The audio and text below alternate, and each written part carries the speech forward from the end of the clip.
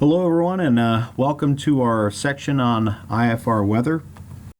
In this little video we're going to talk about the statistics looking at aircraft accidents and different types of operations under IFR conditions.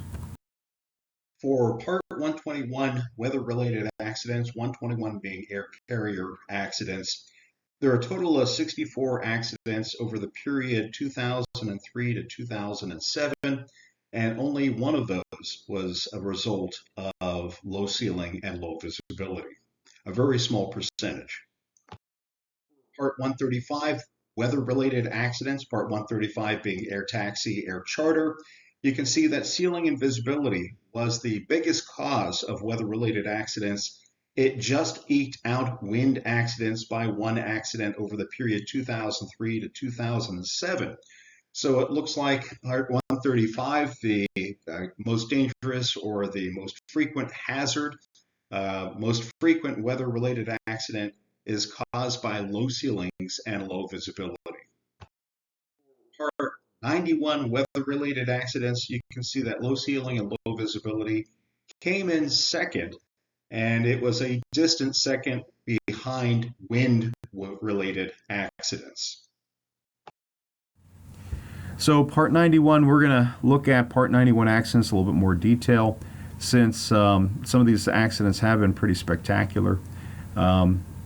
If you look at the percentage of weather-related accidents and how these factors relate, you can see that low visibility, fogs, low ceiling, VFR into IMC all account for a significant portion of weather-related accidents.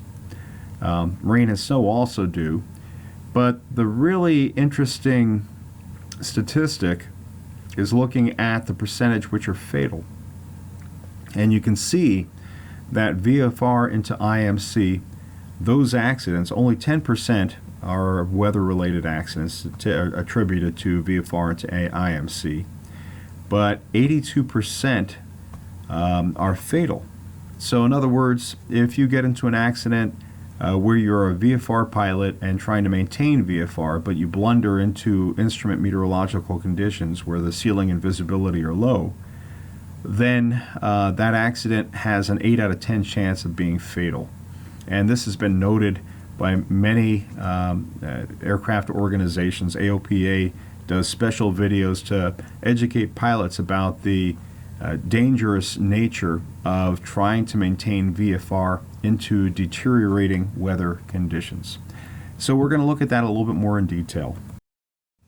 So this shows VFR into IMC, we already said is about 10%, 9.8 actually to be more precise, of all weather-related accidents.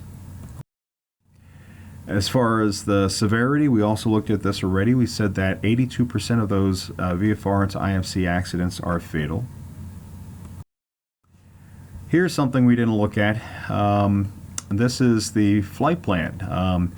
Were pilots on a flight plan when they were flying VFR into IMC and got into an accident? And the answer is no. 77% were not on a flight plan. 1% were on an IFR flight plan, and about 17% were on VFR flight plans. So the vast majority were not on flight plans.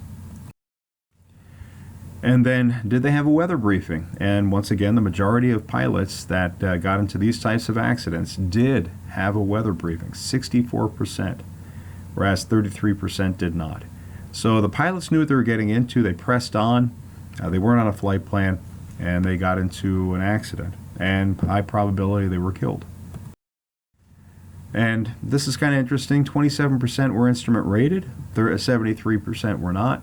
Doesn't say if they were current, but I'm assuming that perhaps maybe a large chunk of that 27% were not instrument current at the time of the accident.